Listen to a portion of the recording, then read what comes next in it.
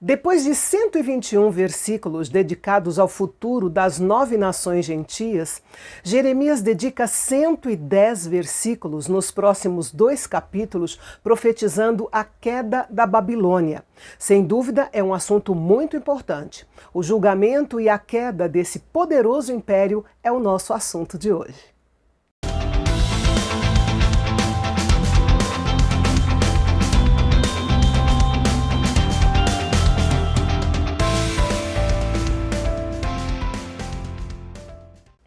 Nas Escrituras, a cidade da Babilônia contrasta com a cidade de Jerusalém.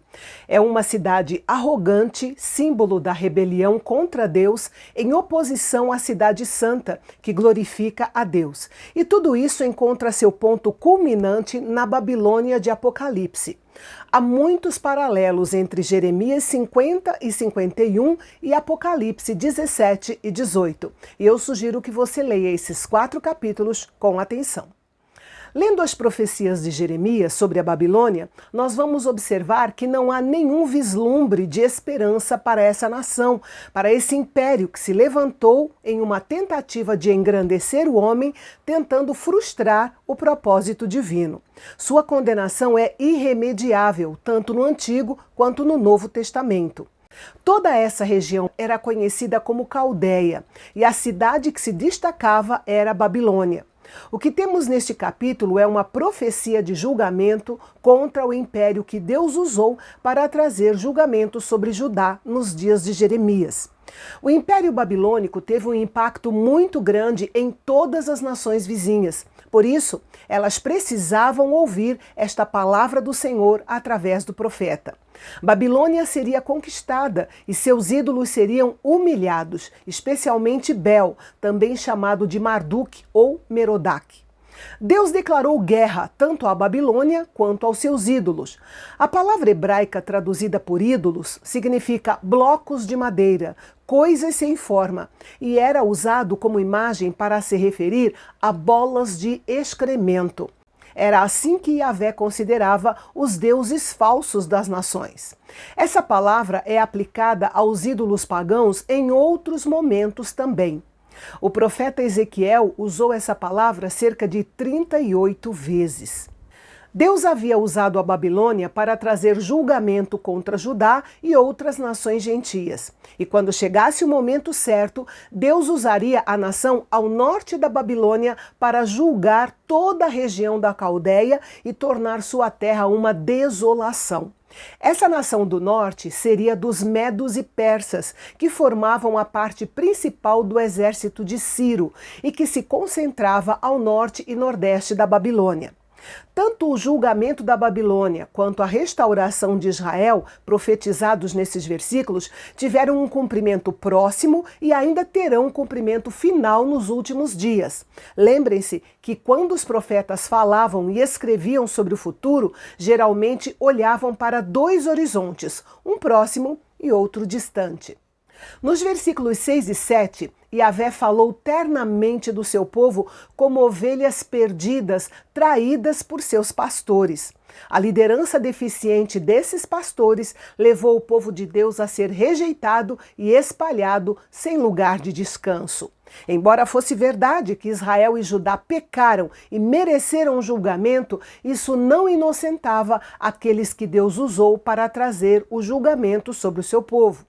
Deus estava reunindo o grande exército de Ciro, composto de medos, persas, armênios e vários outros povos. Ele viria contra a Babilônia, tomaria sua riqueza e acabaria com sua grandeza. E aqueles que pudessem deveriam fugir para não serem envolvidos no juízo iminente. O motivo da destruição desse grande império foi a satisfação deles em devastar e subjugar a nação de Judá. Mesmo sendo um instrumento de Deus para disciplinar o povo de Deus, os babilônios foram longe demais e se alegraram excessivamente com o que haviam feito. Agora, Deus lidaria com eles da mesma forma como haviam tratado Judá. Babilônia se tornaria um deserto, e isso aconteceu de uma forma gradual até seu declínio final. Jeremias vê o seu povo como um cordeiro desgarrado, que a Assíria devorou e a Babilônia lhe quebrou os ossos. Mas Deus prometeu que, assim como havia punido o império assírio, o poderoso império babilônico também seria punido. Em contraste com os impérios passageiros da Assíria e da Babilônia, Deus restauraria a Israel a sua terra.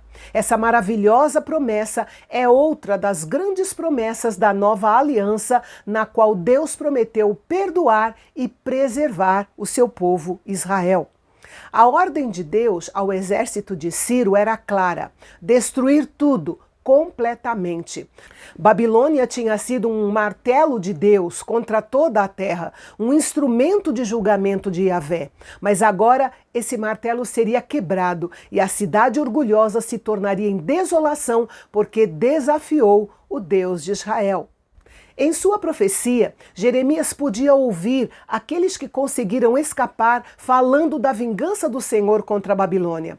Como eles haviam destruído o templo de Jerusalém, assim eles também seriam destruídos. A Assíria e a Babilônia haviam dominado totalmente Israel e Judá, mas o Senhor dos Exércitos defenderia a causa deles e daria descanso à terra.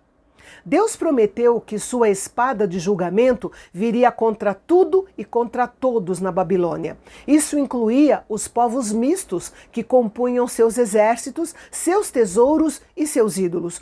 Tudo em que ela confiava seria destruído. A devastação da Babilônia seria tão completa que seria como o que aconteceu com Sodoma e Gomorra. A cidade se tornaria um deserto habitado por feras selvagens. Alguns comentaristas dizem que os termos hebraicos usados sugerem que havia algo estranho sobre as criaturas que habitavam cidades em ruínas, de modo que parecia mais apropriado dizer que demônios e espíritos malignos habitariam as ruínas da grande cidade.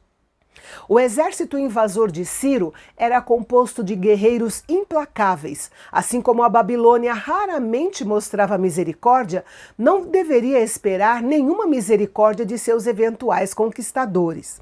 A angústia tomaria conta do rei da Babilônia, acostumado a sempre ser o vencedor. No capítulo passado, o leão subindo da floresta era Nabucodonosor, mas neste capítulo, o leão é Ciro, que, em cumprimento à vontade soberana do Senhor, traria julgamento sobre a Babilônia.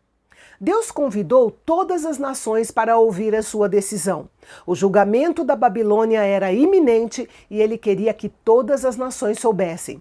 Yahvé mostraria o seu poder, sua sabedoria, sua justiça e seu plano de desdobramento das eras no julgamento da grande e poderosa Babilônia.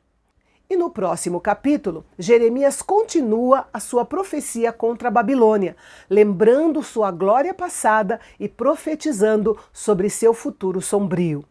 E continua reafirmando que o povo judeu nunca seria abandonado por Yahvé. Sua aliança permanece inalterada. Não perca o penúltimo capítulo da nossa série amanhã, aqui no canal Bendito, o canal de Fala Fácil.